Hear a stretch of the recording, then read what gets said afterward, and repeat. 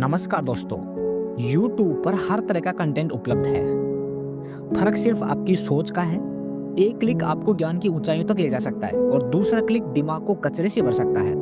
अब सवाल ये नहीं है कि कंटेंट कैसा है, सवाल ये है कि आप और आपके बच्चे क्या बनना चाहते हैं। अगर आप चाहते हैं कि बच्चे मोबाइल से टाइम पास नहीं, फ्यूचर बिल्ड करें, तो इस एनसीईआरटी क्वेश्चंस वाले वीडियो को अंत तक देखिए और इसे अपने बच्चों तक जरूर पहुंचाइए, क्योंकि आज का सही सवाल कल की बड़ी सफलता बनता है। तो आइए करते हैं स्टार्ट।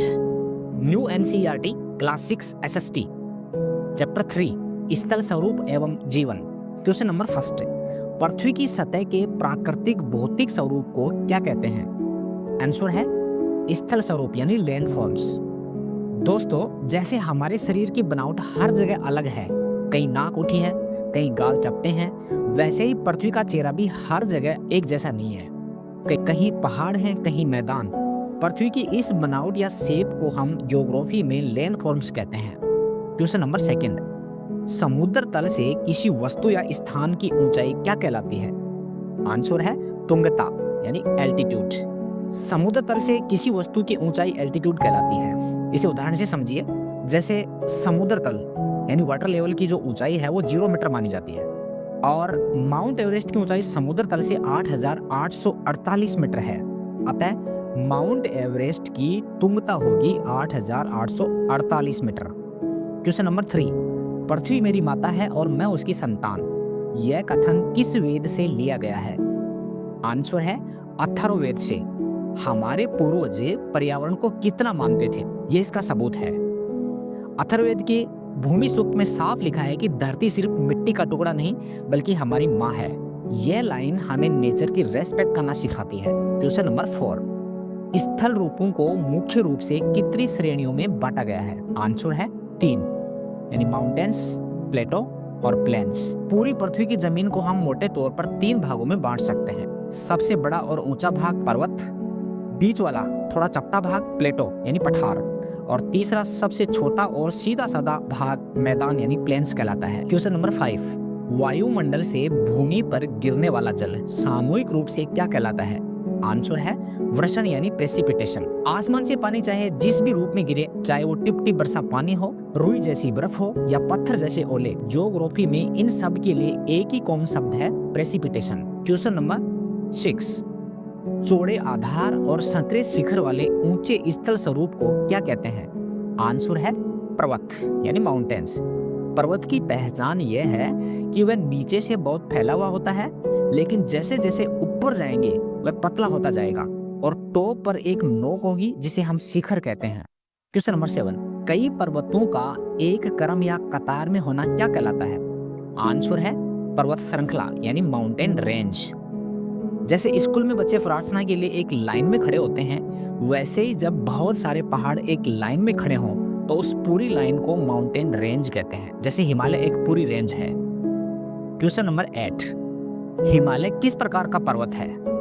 आंसर है नवीन यानी युवा पर्वत या यंग माउंटेन। सुनने में अजीब लगता है, असल में पृथ्वी की उम्र करोड़ों साल है और उसके मुकाबले हिमालय का जन्म कुछ लाख साल पहले हुआ है। इसकी चोटियां अभी भी नुकीली हैं, जो जवानी की निशानी है। क्वेश्चन नंबर 9, भारत की कौन सी पर्वत श्रृंखला सबसे पुरानी और घिसी हुई है? आंसर है अरावली रेंज। राजस्थान की अरावली पहाड़ियां बुजुर्ग हो चुकी हैं। करोड़ों सालों से ये हवा और पानी की मार झेलते झेलते घिस कर छोटी और ऊपर से गोल हो गई हैं। क्वेश्चन नंबर 10, पर्वतों के घिसने और छोटे होने का मुख्य कारण क्या है? आंसर है अपर्दन यानी इरोजन। इरोजन का मतलब है घिसना। जैसे रबर से मिटाने पर पेंसिल से लिखा मिट जाता है, वैसे ही हवा और पानी लगातार पहाड़ों की मिट्टी और पत्थर को काटते रहते हैं, जिससे पहाड़ धीरे धीरे छोटे होते जाते हैं। क्वेश्चन नंबर 11, विश्व का सबसे ऊंचा पर्वत शिखर कौन सा है? आंसर है माउंट एवरेस्ट। ये तो हम सबका रटा हुआ है कि नेपाल और तिब्बत की बॉर्डर पर खड़ा हुआ माउंट एवरेस्ट दुनिया का सबसे ऊंचा पॉइंट है। क्वेश्चन नंबर 12, माउंट एवरेस्ट की ऊंचाई कितनी है? आंसर है 8,849 मीटर। इसे याद रखने की ट्रिक है लगभग 9 किलोमीटर। सटीक याद रखना है तो 8,849 मीटर ये डेटा थोड़ा बहुत बदलता रहता है क्योंकि हिमालय अभी भी बढ़ रहा है। क्वेश्चन नंबर 13, तिब्बत के लोग एवरेस्ट को किस नाम से बुलाते हैं? आंसर है चोमोलुंगमा। तिब्बत के लोगों के लिए एवरेस्ट सिर्फ एक पहाड़ नहीं, एक देवी है। वे इसे चोमोलुंगमा कहते हैं, जिसका बहुत प्यारा मतलब है जगत जननी, यानी mother of the world. Question number 14, Nepal में एवरेस्ट को किस नाम से जाना जाता है? आंसर है सागरमाथा। नेपाल में इसे सागरमाथा कहते हैं। सागर मतलब आकाश, माथा मतलब सिर, यानी ऐसा पहाड़ जिसका शिखर आसमान को छू रहा हो। क्वेश्चन नंबर 15, साउथ अमेरिका की एंडीज पर्वतमाला की सबसे ऊंची चोटी कौन सी है? आंसर है आंकोकागुआ। दुनिया की सबसे लंबी पर्वत श्रृंखला एंडीज है और उसका राजा है आंकोकागुआ। नाम थोड़ा मुश्किल है पर याद रखना जरूरी है। क्वेश्चन नंबर 16, पश्चिमी यूरोप में आल्प्स पर्वत की सबसे ऊंची चोटी कौन सी है? आंसर है ब्लांक। यूरोप का आल्प्स पहाड़ बहुत फेमस है। वहां की सबसे ऊंची चोटी है ब्लांक। ब्लांक का मतलब होता है सफेद, क्योंकि यह हमेशा बर्फ से ढकी रहती है। क्वेश्चन नंबर 17, अफ्रीका का वह पर्वत जो किसी श्रृंखला का हिस्सा नहीं है, यानी एकल पर्वत है। आंसर है किलिमंजारो। ज्यादातर पहाड़ दोस्तों के साथ रेंज में रहते हैं, लेकिन अफ्रीका का किलिमंजारो पहाड़ है, अकेला पहाड़ है। यह तंजानिया में अकेला खड़ा एक विशाल ज्वालामुखी पर्वत है। क्वेश्चन नंबर 18, दक्षिण भारत का सबसे ऊंचा शिखर कौन सा है? आंसर है अनाईमुदी। अगर हम हिमालय को छोड़ दें और साउथ इंडिया चलें तो केरल में स्थित अनाईमुदी वहां का सबसे ऊंचा पहाड़ है। क्वेश्चन नंबर 19, पर्वतों पर किस प्रकार के वन पाए जाते हैं? आंसर है शंकुधारी वन, यानी कोनिफेरस फॉरेस्ट। पहाड़ों के पेड़ हमारी तरह स्मार्ट होते हैं। उन्होंने खुद को कोन यानी शंकु की शेप में ढाल लिया है, जैसे आइसक्रीम का कोन। इसे कोनिफेरस कहते हैं। फायदा यह होता है कि बर्फ इन पर टिकती नहीं है और फिसल कर नीचे गिर जाती है। क्वेश्चन नंबर 20, पहाड़ों पर उगने वाले मुख्य वृक्ष कौन से हैं? आंसर है चीड़ और देवदार। अगर आप मनाली या शिमला गए हैं तो आपने लंबे लंबे पेड़ देखे होंगे। ये पाइन और देवदार हैं। इनकी पत्तियां सुई जैसी नुकीली होती हैं ताकि खराब न हो। क्वेश्चन नंबर 21, बहुत अधिक ऊंचाई पर पेड़ों की जगह क्या उगते हैं? आंसर है मॉस और लाइकेन। एक लिमिट के बाद ठंड इतनी बढ़ जाती है कि पेड़ उग ही नहीं सकते। यह जमीन पर सिर्फ हरी मखमली घास जैसी मॉस यानी काई और पत्थरों पर चिपके लाइकेन ही जिंदा रह पाते हैं। क्वेश्चन नंबर 22, पर्वतीय ढलानों पर खेती के लिए भूमि को सीधी नुमा काटना क्या कहलाता है? आंसर है वैदिक कृषि, यानी टेरेस फार्मिंग। पहाड़ी लोग समतल जमीन कहां से लाएं? तो वे पहाड़ की ढलान को काटकर बड़ी बड़ी सीढ़ियां बना देते हैं। इसे पानी बहने की बजाय इन समतल सीढ़ियों में रुक जाता है। इसे टेरेस फार्मिंग कहते हैं। क्वेश्चन नंबर 23, पर्वतीय क्षेत्रों में अचानक भारी वर्षा को क्या कहते हैं? आंसर है बादल फटना, यानी क्लाउड बर्स्ट। पहाड़ों में कभी कभी ऐसा लगता है मानो किसी ने पानी का गुब्बारा फोड़ दिया हो। एक साथ बहुत सारा पानी गिरता है, जिसे बादल फटना कहते हैं। इससे भयंकर तबाही होती है। क्वेश्चन नंबर 24, पहाड़ों से चट्टानों का टूटकर गिरना क्या कहलाता है? आंसर है भूस्खलन, यानी लैंडस्लाइड। बारिश में पहाड़ की मिट्टी गीली होकर कमजोर हो जाती है और पूरा का पूरा हिस्सा खिसक कर नीचे सड़क या गांव पर गिर जाता है। इसे लैंडस्लाइड कहते हैं। क्वेश्चन नंबर 25, पर्वतों से हिम यानी बर्फ के बड़े बड़े खंड का गिरना क्या कहलाता है? आंसर है हिमस्खलन, यानी एवेलांचे। जैसे लैंडस्लाइड में मिट्टी गिरती है, वैसे ही एवेलांचे में बर्फ का पहाड़ गिरता है। ये इतना तेज होता है कि रास्ते में आने वाली हर चीज को दफन कर देता है। क्वेश्चन नंबर 26, एवरेस्ट पर चढ़ने वाली प्रथम भारतीय महिला कौन थी? आंसर है बछेंद्री पाल। भारत की शान बछेंद्री पाल ने 1984 में एवरेस्ट फतेह किया और ऐसा करने वाली वो पहली भारतीय महिला बनी। क्वेश्चन नंबर 27, कृत्रिम पैर से एवरेस्ट फतेह करने वाली महिला कौन है? आंसर है अरुणिमा सिन्हा। ट्रेन एक्सीडेंट में अपना एक पैर खोने के बाद भी अरुणिमा सिन्हा ने हार नहीं मानी। उन्होंने आर्टिफिशियल लेग के सहारे एवरेस्ट चढ़कर दुनिया को दिखा दिया कि असली ताकत पैरों में नहीं कौशलों में होती है। क्वेश्चन नंबर 28, ऊपर से चपटी और उठी हुई भूमि को क्या कहते हैं? आंसर है पठार यानी प्लेटो। अगर आप एक पहाड़ की चोटी को काट दें और उसे ऊपर से फ्लैट कर दें तो बन जाएगा पठार। चपटा होने के कारण इसे टेबल लैंड भी कहते हैं। क्वेश्चन नंबर 29, खनिजों का भंडार गृह किसे कहा जाता है?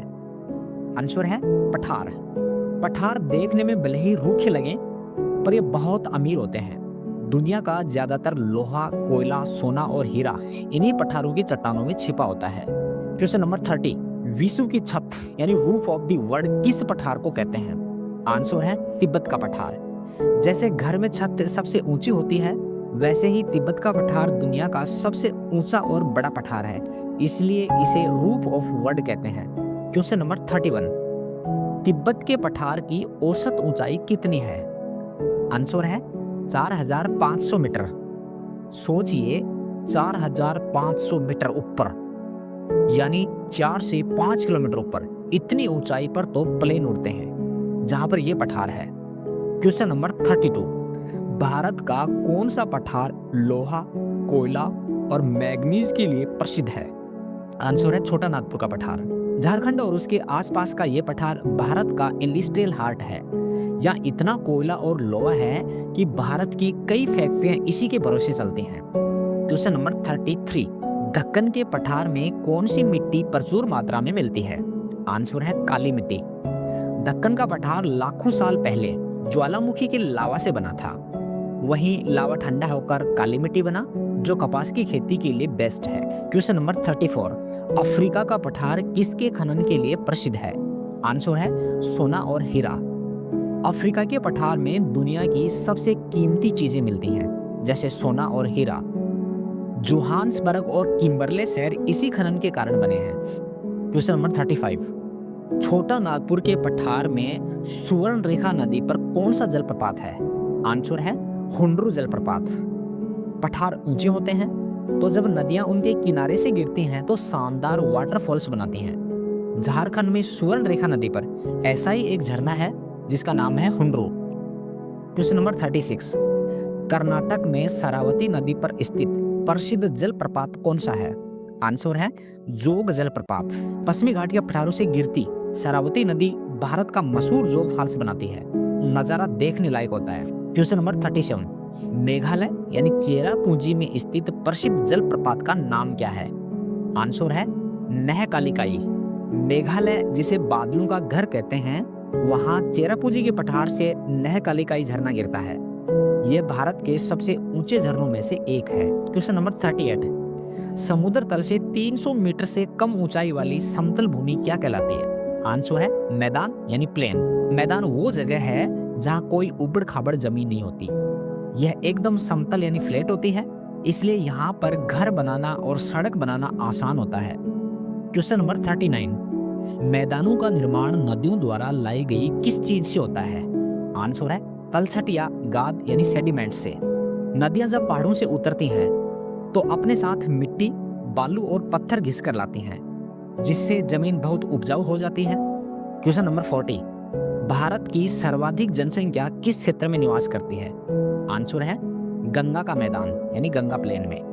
भारत के करीब 40 करोड़ लोग सिर्फ गंगा के मैदानों में रहते हैं क्योंकि यहाँ की मिट्टी सोना उगलती है यानी बहुत अच्छी खेती होती है और पानी की भी कोई कमी नहीं है।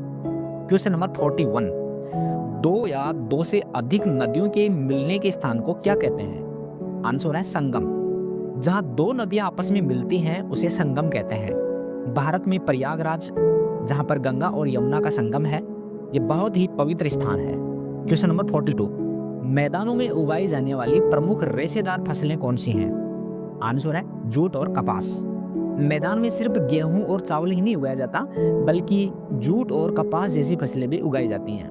क्वेश्चन नंबर 43, एशिया का प्रसिद्ध ठंडा मरुस्थल कौन सा है? आंसर है गोबी डेजर्ट।